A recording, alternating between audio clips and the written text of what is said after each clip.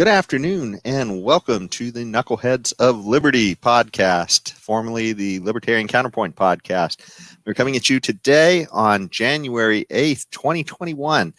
It's pretty crazy times, but things other than politics are happening, and some of that is COVID related, which is also, pretty political as well.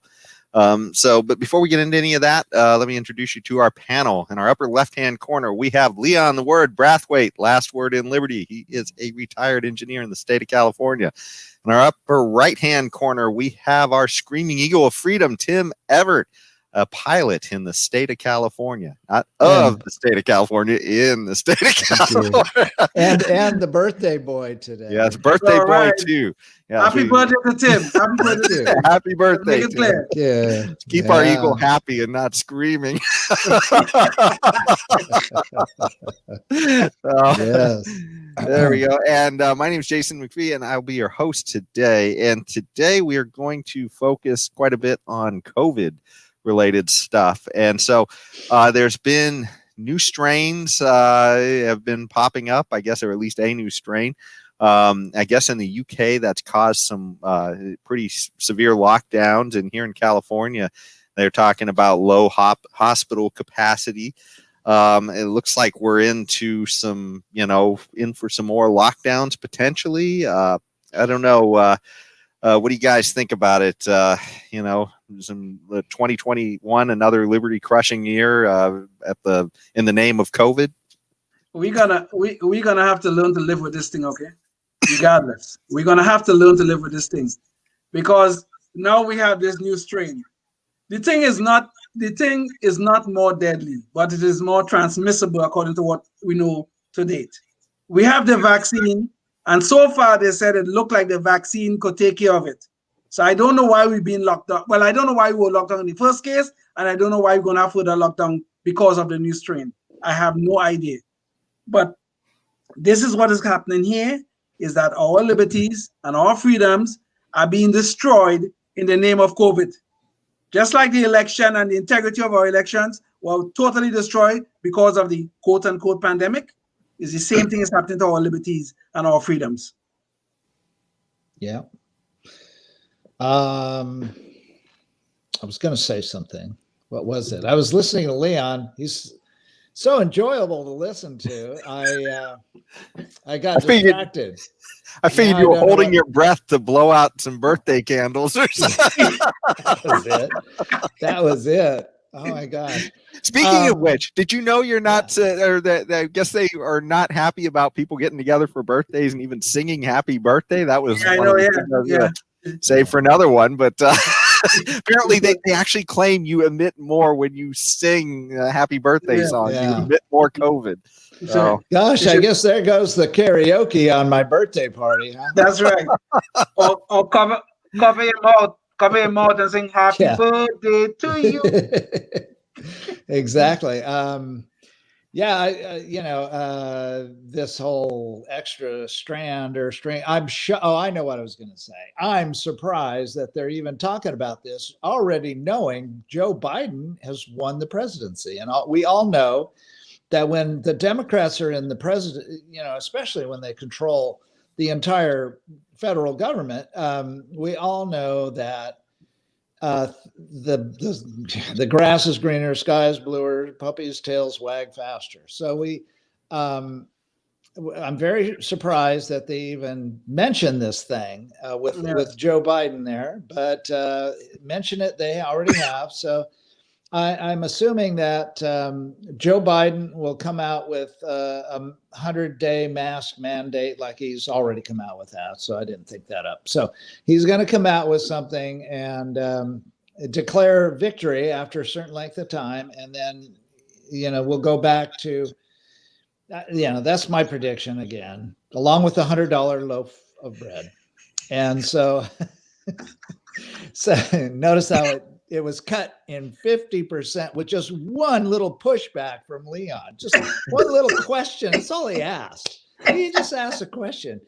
I thought I was steadfast in my opinions. Apparently not. Well, you know what's funny about aside from aside from what you just said, and it has Leon rolling over on the side. But you know what else is funny about all this? But they're literally, it's we've heard this saying before, but why don't let a tragedy or a catastrophe or any of that go to waste. Don't let a crisis go to waste. Don't let a crisis go to waste. And yes, and I mean, that certainly helped them to get into power with changing some of the election, rules unconstitutionally in a lot of places, just sort of by executive fiat. Yes. But now that they're in control, you got to wonder, holy crap, why let a good crisis go to waste? If it worked to get them in, then hey, if they're after socialism, we know the end result is equality and poverty for almost everybody but the leaders. Usually get a bigger slice of the pie, but everybody else, it's equality and poverty. But they don't even have to promise people a chicken in every pot like they do in a lot of places. They just say safety and scream COVID, and before you know it, we've lost everything. Oh well. We can squawk all we want as libertarians, but in the end, people get what they deserve. So, unfortunately, we're getting what they deserve as well. Yeah. It was Benjamin Franklin who said, "Here it is, a republic if we could keep it." Yeah. And we are at a point where we are not sure that we can. Okay, really and truly. When you look at what's going on right now, the lawlessness and everything else, and Jason, you're absolutely correct. In about six of the contested states, there were unconstitutional changes made, and this is how people voted. Now, I would have thought the courts would have done something about that, but they did not. Yeah. Pennsylvania is the most blatant example of this, but the courts allowed it. Boy, aren't we a bowl of cherries today? Now I'm not really shedding tears though for the Republicans so much as I'm shedding tears for the potential loss of gridlock. Oh yeah. I mean, after all, the Republicans did quite a number on Ron Paul when he ran, changing all the rules at the last minute and everything. So, you guys know I'm a small L libertarian. I consider myself a conservatarian. So I do have some sympathies for the Republicans. I do. I have to admit it, even though I have had my disagreements with Donald Trump. But what the things that happened in the November 3rd election, to me, is so blatant and so obvious that I can't understand why the Democrats are getting away with it. I just don't understand it. I truly don't. I mean, in one case in Georgia, we have the fraud on video. Yeah. Seriously, on video. It's not to say Leon, this was a year when CNN would show us, burning buildings and say, have a reporter standing there saying, well, this is mostly peaceful protesting, while it looks like a war zone behind them. So, I mean, it's not surprising that, you could literally be dragging boxes of ballots out from under tables after poll watchers were literally told to leave because, and then the voting, counting gets going again right after all the poll watchers leave. It's hard to, and that didn't necessarily happen everywhere, but at least it did. Everybody saw it happen in Georgia, anyways. So I guess mostly I should be satisfied because it was a mostly clean election. I should be satisfied. Except for 10 or 20,000 votes here or there. Why the hell should I complain, right? Well, when I pay, I wish I could pay. Instead, it's drawn out of my check prior to me even getting it. But if I could pay taxes, and then I would just maybe send only like 60% of my tax that I owed, and then with a note saying, well, this is mostly all my taxes. So it's 60%. So you should be satisfied, right? Yeah, of course. Never mind that missing 40%. Good luck with that, Tim. Yeah. Good luck with that. It's a good speaking thing of they take it out of my check, or else something bad might happen to me. Yes. speaking of conspicuous counting, some people are starting to have some doubts about some of these COVID counts, and in Minnesota, they've actually gone and done some auditing and about the way that they're actually counting some of these COVID deaths, and I believe they've had about 2,800 COVID deaths, I think, in Minnesota. I think was the number. And they realized that about 800 of these did not have the underlying cause of COVID. It was just like somebody had COVID, they fell off a ladder, or they literally were thrown from a moving car. So there's quite a few odd instances, but they've gone back and they've done some counting, and they found out that of a sample of 2,800 deaths, 800 now they're figuring were in error, which is that's an error rate of, I guess, 28% that Wow. that they're off. Yeah, So almost a third.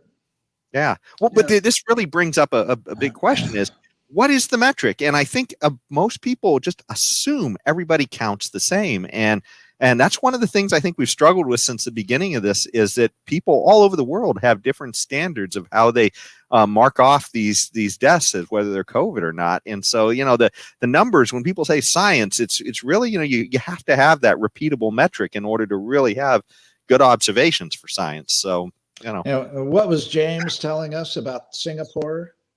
James said that if we counted our COVID deaths as Singapore does, we will only have 90,000 deaths as compared to the 350 or 360 that we now do.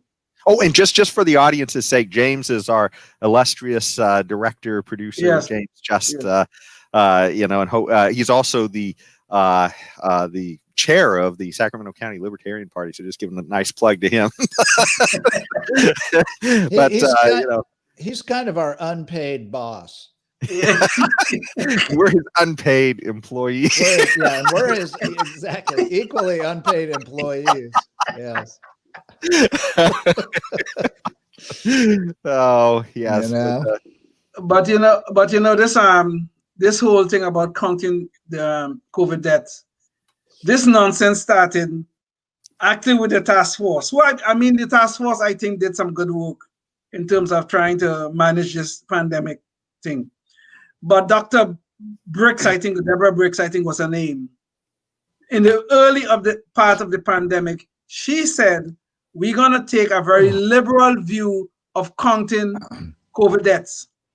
So what happened is that people who die with COVID is being counted as being dead because of COVID. And those are two very, very different things.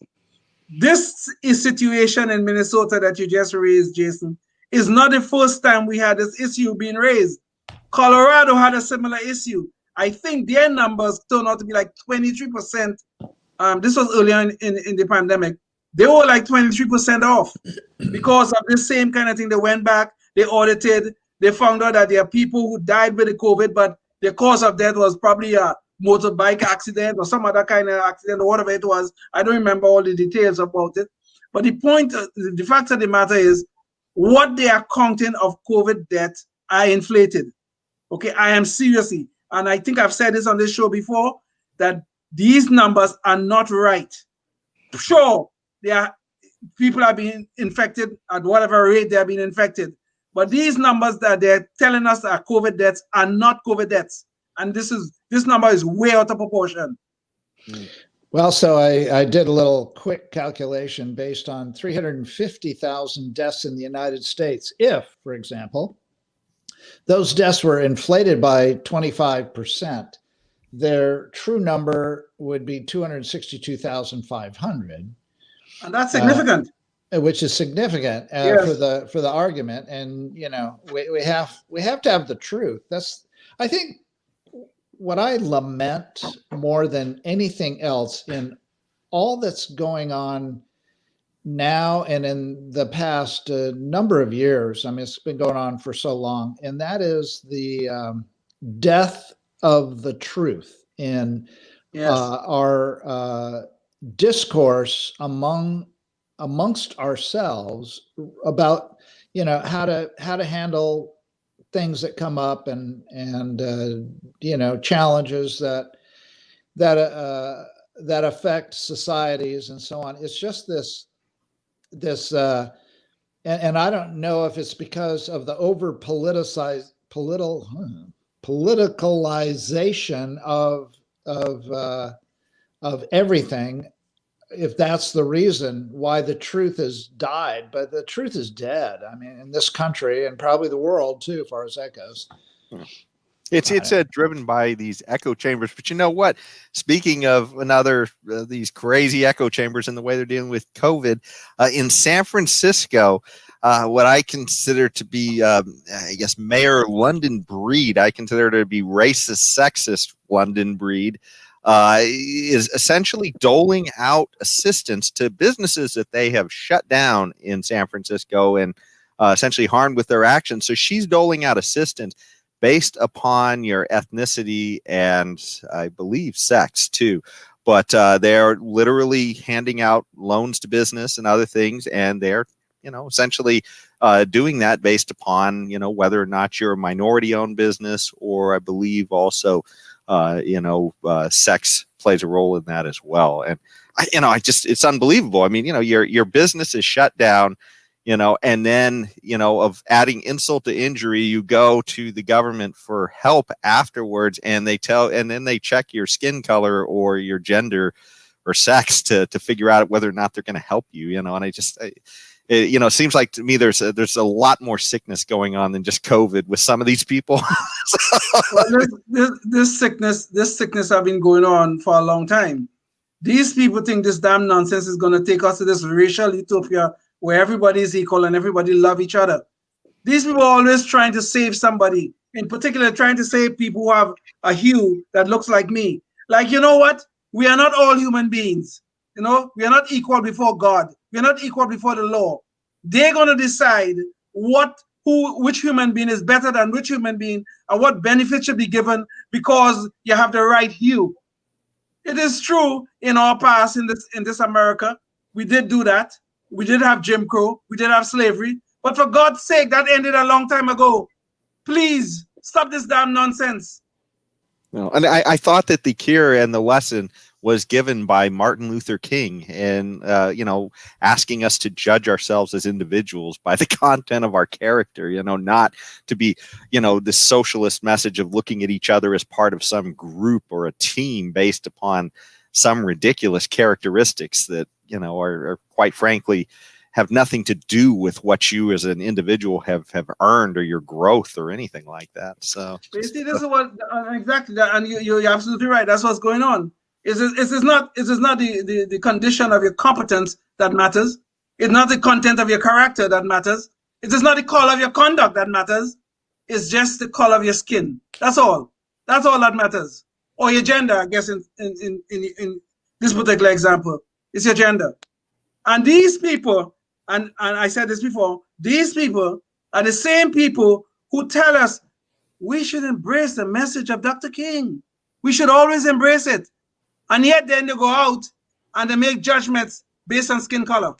Not competence, not conduct, not any of those things that really matter, not character, not those things. Just the color of your skin. As if that tells you anything. I don't know what the hell my skin color tell you guys. And I don't care. Judge my words. Well, you two guys have obviously lost the focus here and the reason behind this.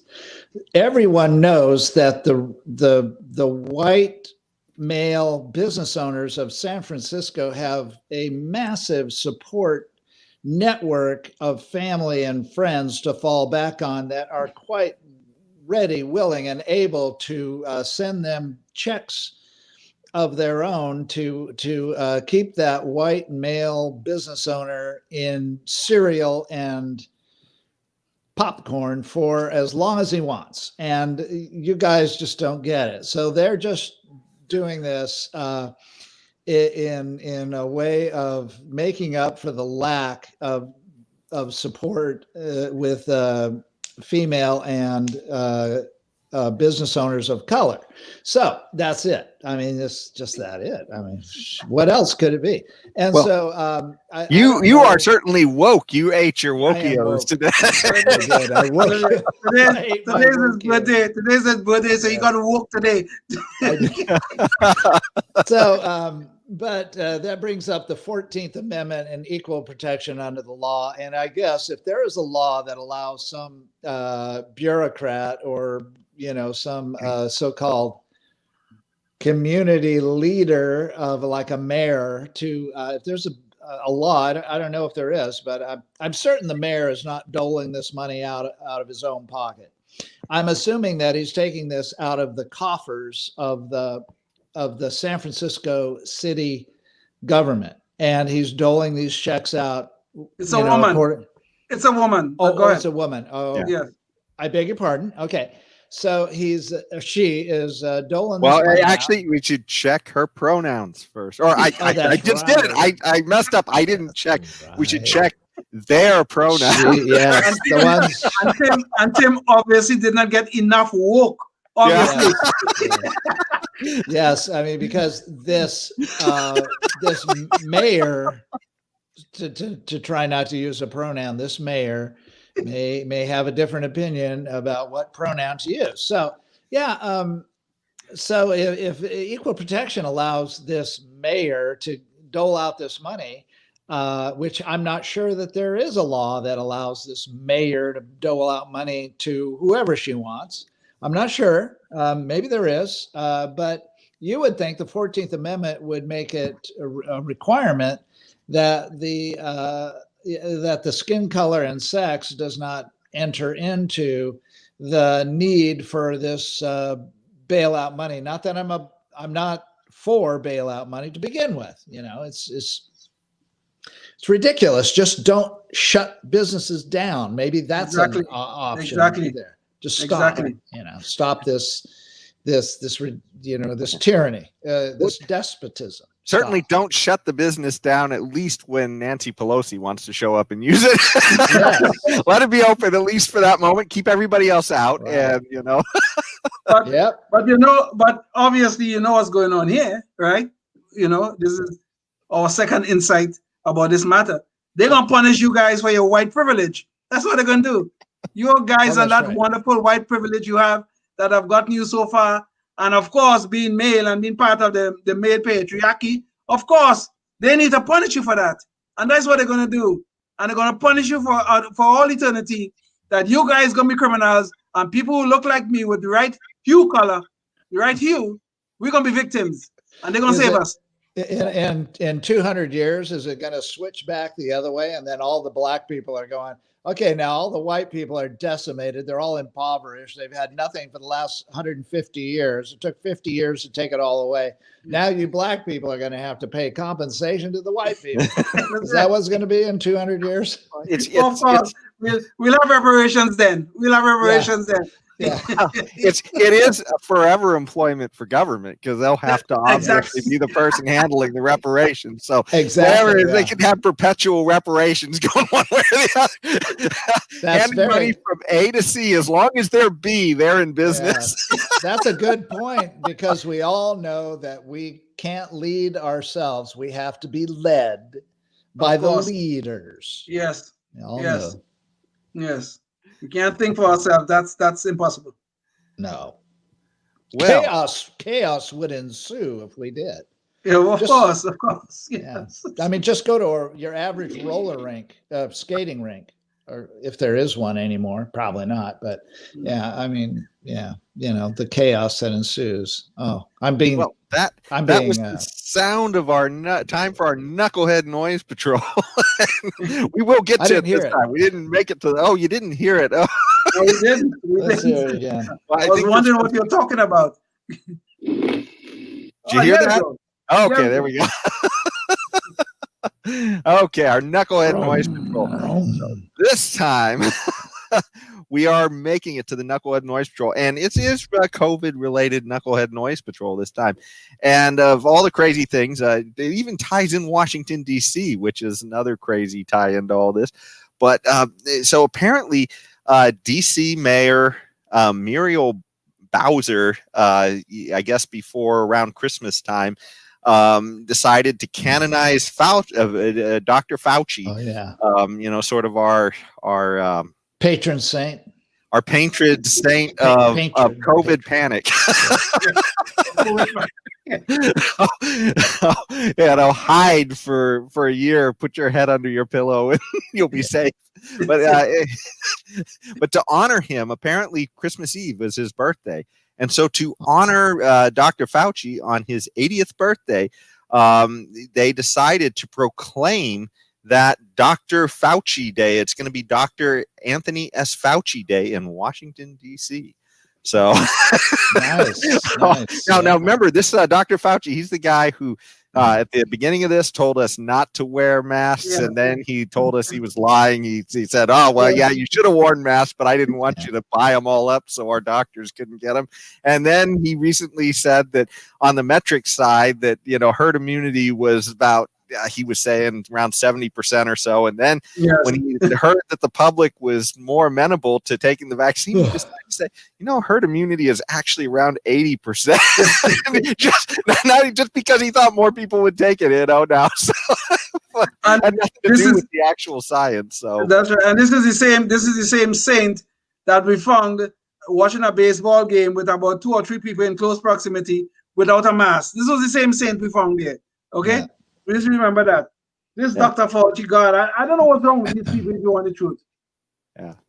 Well, like I say, it's the victim is the truth in all these things. And, here's another guy being honored and knighted or sainted for basically telling a bunch of fabricated lies. And, but one thing I have to, because it's my birthday and today I'm getting up there. So I'm happy that somebody who's that old is still making waves, because we all know that if you ain't making waves, you ain't paddling.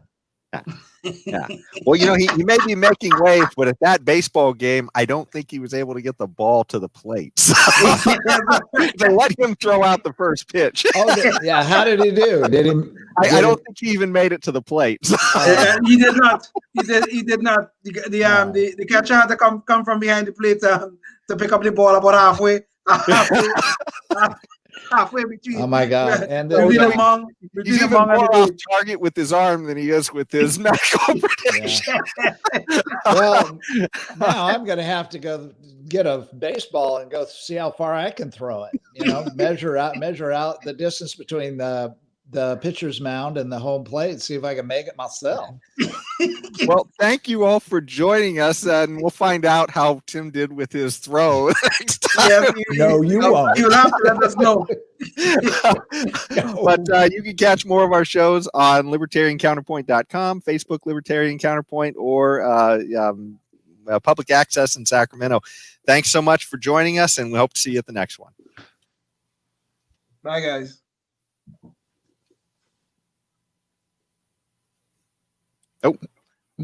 Oh, we got an overtime. Okay, well, let's see. We have a message from our friend in Africa. So, Ms. Swedji Joram Jojo, you must be shading off tears because your liberty is being buried down each day.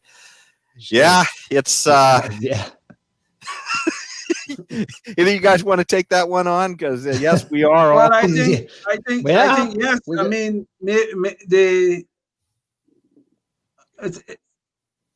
I'm sorry. Yeah, I think that our friend is absolutely correct.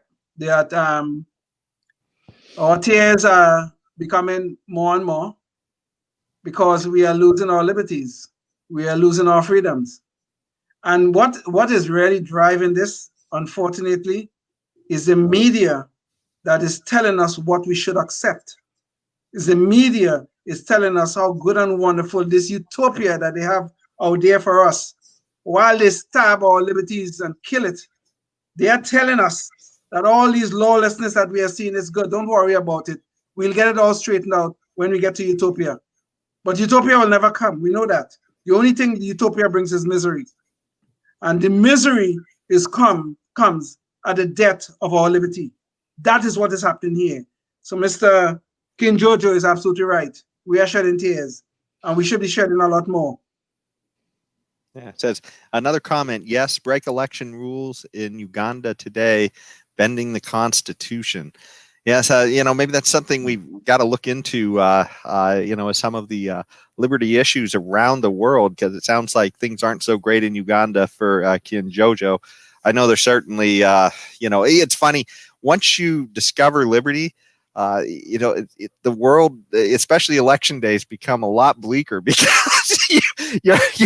your side that's for liberty almost never wins. It's almost always people who want more government who seem to win every time. So it's always a little disappointing, but at least it's who is it? Is it Mills, I think, who said, is it better to be Socrates satisfied or the pig satisfied, or Socrates dissatisfied or the pig satisfied? And I think we just have to take it with a little bit of truth that once you kind of discover some of these things about liberty and some of these principles of markets, you start to realize how these things really work, and it's kind of upsetting, but at least we kind of know what the truth is, and we can start paddling in that direction. So, well, yeah, I mean, that's thank you, Bonadine Mansegi. Happy birthday. Thank you. Let me stop you.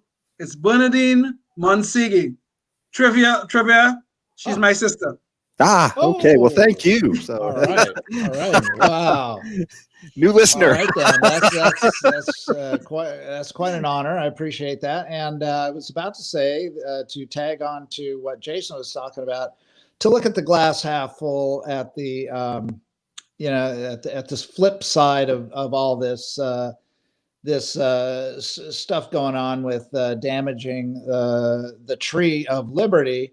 And because we have this show and the internet in itself, the Mises website, Cato, and any number of libertarian websites, we are able to share the idea of liberty. And like Ron Paul used to always, still says, nothing can beat an idea whose time has come.